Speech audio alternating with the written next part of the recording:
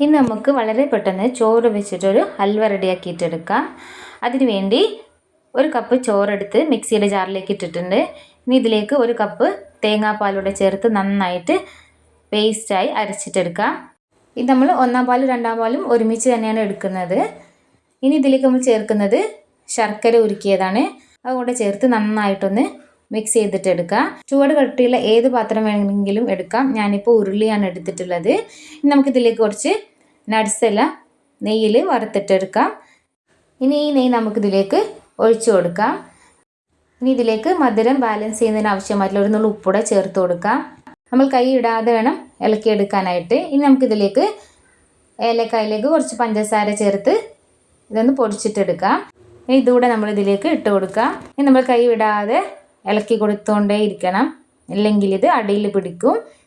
ഞാനിപ്പോൾ കുറച്ച് കൂടുതൽ ക്വാണ്ടിറ്റിയിൽ എടുത്തിട്ടുണ്ട്. ഇതിപ്പോൾ 1 മണിക്കൂറിന് ശേഷം വളരെയധികം നന്നായിട്ട് കുറഞ്ഞു വന്നിട്ടുണ്ട്. ഇതിൻ്റെ കളറെല്ലാം നല്ലൊരു ഡാർക്ക് ബ്രൗൺ നിറത്തിലേക്ക് വന്നിട്ടുണ്ട്. ഇപ്പോൾ ഇതിൽ നമ്മൾ നേരത്തെ ഒഴിച്ചിട്ടുള്ള നെയ്യെല്ലാം തെളിഞ്ഞ് വരാൻ തുടങ്ങിയിട്ടുണ്ട്. ഇനി നമുക്ക് കുറച്ച് സമയം കൂടെ ഒന്ന് ഇളക്കിയെടുത്താൽ മതി. നമ്മൾ നേരത്തെ വറുത്ത് മാറ്റി വെച്ച അണ്ടിപ്പരിപ്പ് മുന്തിരിയിൽ നിന്ന് കുറച്ച് ഇതിലേക്ക് ചേർത്ത് കൊടുക്കാം. അതിനുശേഷം നമുക്ക് ഇത് ഒന്നുകൂടി ഇളക്കി കൊടുക്കാം. ഇത് നമുക്കിതിൽ ഈ ചട്ടിയിൽ ഇത് ഓടിക്കളിക്കുന്ന ഒരു രീതിയിലുള്ള ആണ് നമുക്ക് കിട്ടേണ്ടത്.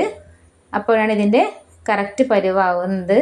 നമുക്ക് ഉണ്ടാക്കിയെടുക്കാൻ വളരെ ഈസിയാണ്. ഇതിപ്പോൾ ഞാൻ കുറച്ച് കൂടുതൽ ക്വാണ്ടിറ്റിയിൽ ചെയ്തതുകൊണ്ട് 2 മണിക്കൂർ എടുത്തിട്ടുണ്ട്. ഇനി നമുക്കൊരു പാത്രത്തിലേക്ക് ഇത് തട്ടി കൊടുക്കാം. എന്നിട്ട് നന്നായിട്ടൊന്ന് പ്രസ് ചെയ്തിട്ട് കൊടുക്കണം. എങ്കിലേ ഇത് നമുക്ക് കറക്റ്റ് ഷേപ്പിൽ കിട്ടുള്ളൂ. എങ്കിൽ നമുക്കിത് ഹോളൊന്നും കൂടാതെ നല്ല പെർഫെക്റ്റ് ആയിട്ട് തന്നെ കിട്ടും. നല്ല സോഫ്റ്റ് ആയിട്ടുള്ള നല്ലൊരു അടിപൊളി ഹൽവയാണിത്. ഇനി ബാക്കി വരുന്ന ചോറൊന്നും കളയേണ്ടതില്ല. ഇതുപോലെ ഹൽവയാക്കിയിട്ട് കുട്ടികൾക്കൊക്കെ കൊടുക്കാവുന്നതാണ്. ഇത് നല്ലൊരു ഹെൽത്തി ആയിട്ടുള്ളൊരു ഹൽവ കൂടിയാണ്. അപ്പോൾ ഇതിൻ്റെ ഡീറ്റെയിൽഡ് ആയിട്ടുള്ള വീഡിയോ ഞാൻ മുമ്പ് പോസ്റ്റ് ചെയ്തിട്ടുണ്ട്. അപ്പോൾ ഞാൻ അതിൻ്റെ കൂടെ റിലേറ്റഡ് വീഡിയോയിൽ കൊടുക്കാം. ആവശ്യമുള്ളവർ കണ്ടു നോക്കണേ. അതോടൊപ്പം നേരത്തെ പോസ്റ്റ് ചെയ്തിട്ടുള്ള വീഡിയോ കൂടെ കണ്ടൊന്ന് സപ്പോർട്ട് ചെയ്യണേ.